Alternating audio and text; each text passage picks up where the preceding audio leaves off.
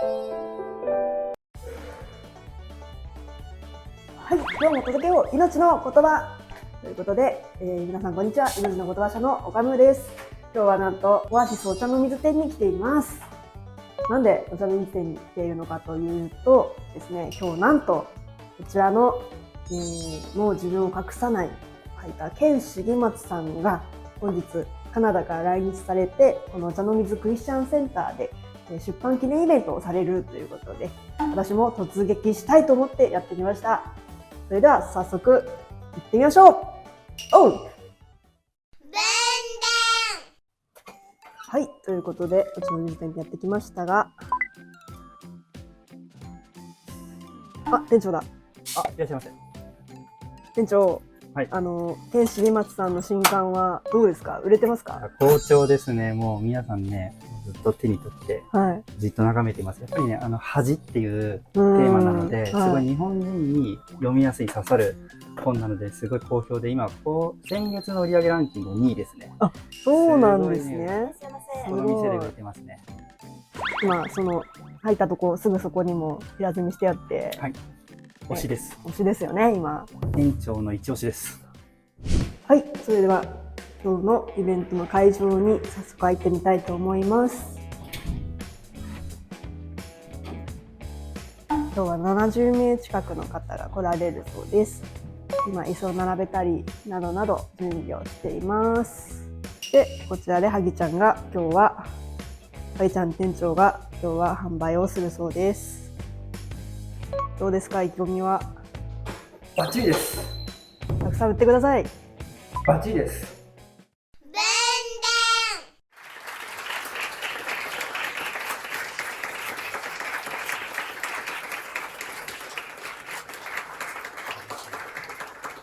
こんばんは。こんばんは。It's a joy to be back in Tokyo to be with you tonight.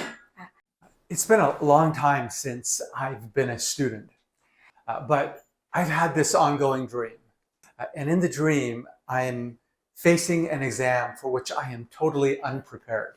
And in the dream, I feel all this anxiety as I fear that my grades are going to fall through the floor.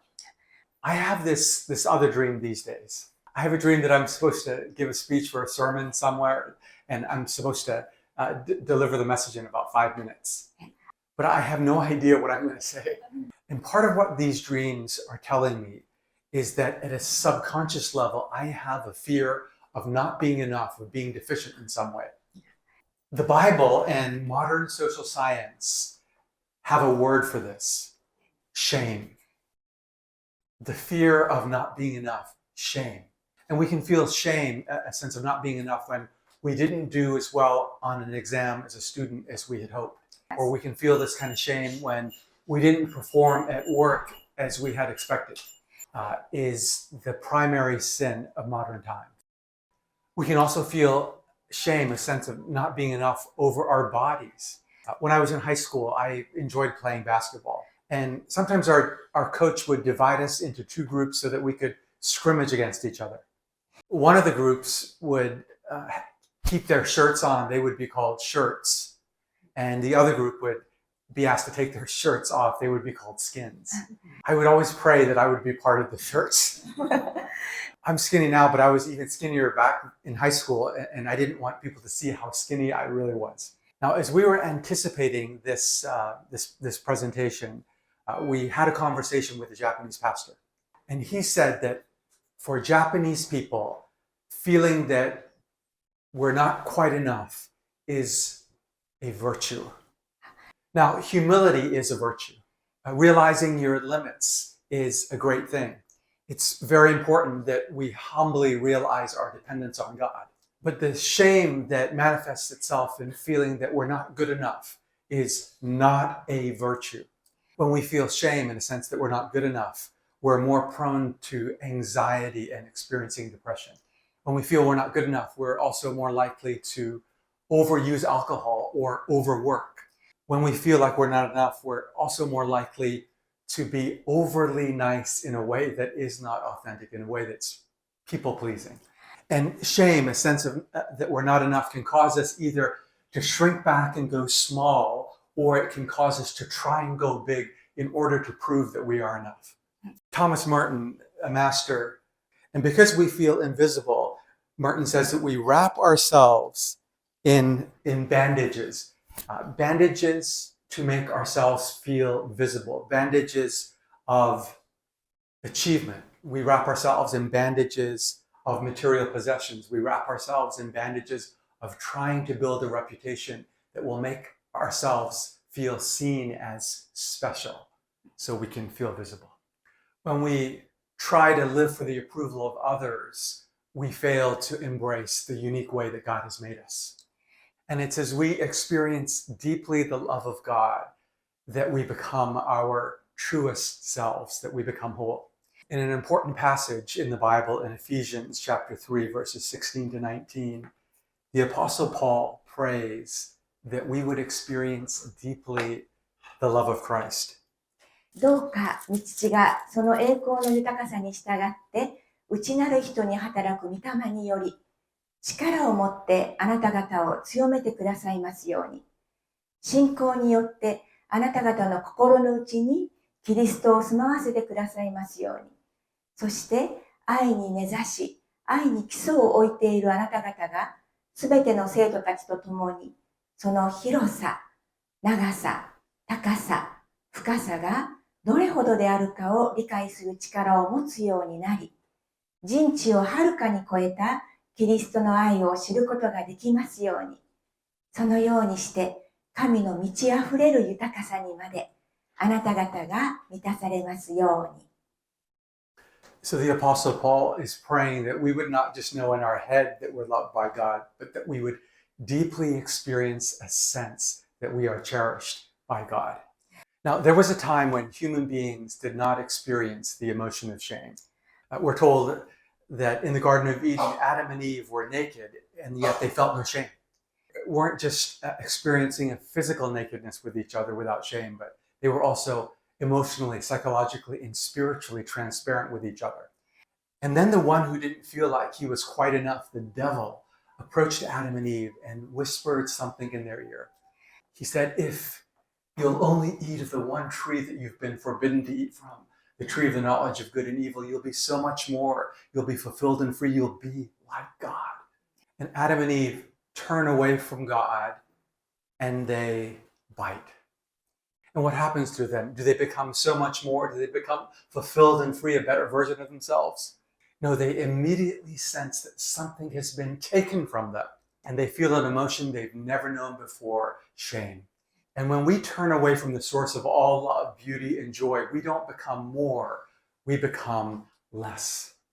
And it's as we turn back to the source of all love, beauty, and joy that we become more, that we become fulfilled and free, our truest and whole selves. Now, I've got a cup in my hand here, and it's filled with air. How do I get the air out of the cup? Yeah, the best strategy to get the air out of the cup, of course, is to fill it with something else like water. And the best way to rid ourselves of toxic shame is not to try, I'm not going to flip the cup upside down now, but to turn the cup of our lives upside down, but to fill it with something else, that being the love of God. And if we're filled with the love of God, that will push out toxic shame. And the Apostle Paul is praying in Ephesians 3 that we will experience God's love deeply, that we'll know how wide and long and high and deep is God's love for us. And in that love, we will find freedom and wholeness, and we'll be liberated from shame and become our true selves. And so let me share some practices that can help us awaken to God's love and help us live freer from shame. I try to begin my day with some silence and meditation. And at the end of that time of silence and meditation, I will imagine God the Father saying over me the very words he said over Jesus at his baptism. So I imagine God saying over me, Ken, you are my beloved son, in you I delight. Take a deep breath and then repeat. Ken, you're my beloved son, in whom I delight. And then a third time, Ken, you are my beloved son, in whom I delight. And I want to begin my day from a foundation of sensing that I am loved by God. And you can begin your day that way as well. If you will repeat this affirmation for 30 or 40 days, it will change the neural structures of your brain so that it will be easier for you to access a sense of being loved by God in times when you're not praying and you're not meditating. In this new book that Mr. Konda mentioned, Now I Become Myself, at the end of each chapter is a simple spiritual exercise that will help us awaken to a new sense of God's love for us. When I was making the transition from the corporate world to the world of Christian ministry, I enrolled in something called the Arrow Leadership Program. Arrow was a leadership program that was founded by Leighton Ford, who is the brother-in-law to the late Billy Graham. So you know who he is, so at least one person. And when I came together as part of the first class of 25 participants, I looked around the room and I thought, I think that I'm the youngest one in the group, and I'm certainly the least experienced in Christian ministry. And I was feeling really insecure, and I was desperately hoping that Leighton Ford didn't feel like he made a big mistake in admitting me to the program. And in my insecurity, there was a part of me that wanted to shrink back and go small. So for example, I didn't want to lift my hand in class and say something stupid. But there was also a part of me that wanted to go big and to prove myself to Leighton Ford. And during that first week, the 25 of us stood in front of a cliff that was more than 30 meters tall. And we were about to climb it as a team building activity, but I saw this as a competition. It was a team builder, not a competition, but I wanted to clock the fastest time at the top. So I was trying really hard to impress Leighton Ford. But as a young minister, I stumbled and I fell.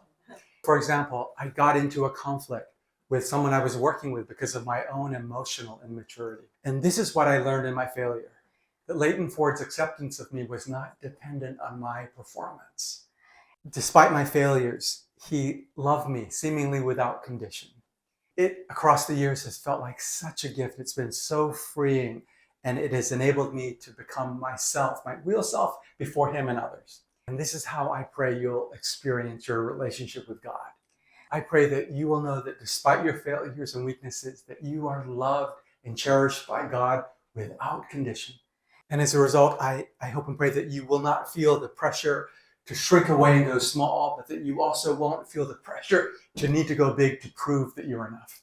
As you experience just how wide and long and high and deep is God's love for you, that you would then live from your truest, most beautiful, boldest self. You would become God's masterpiece.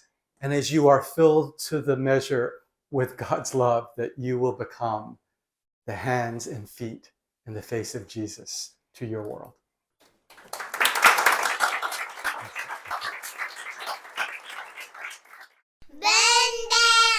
はい、ということで今、研修松さんのイベントが終わりましたけれども、いかがでしたか、はぎちゃん。そうですね、本当にケンさんのお話を聞いて、もう自分がいかにかっこつけて、なんか能力のあるものだってね、思われたいって思って頑張ってるかっていうのをね、実感したんで、もう神様はもうありのままの自分を愛してくれてるんだってことを実感して、本当にいいセミナーだったなと思いました。本は売れましたか？バッチリです。イエーイ。はい。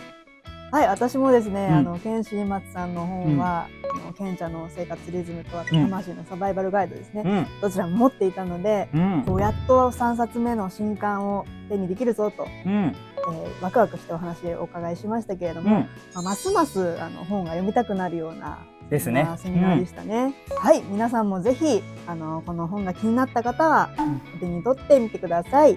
そしてこの動画が良かったよという人は高評価、チャンネル登録、そしてコメントをお願いいたします。はい、それではまた次回の動画でお会いしましょう。さようなら。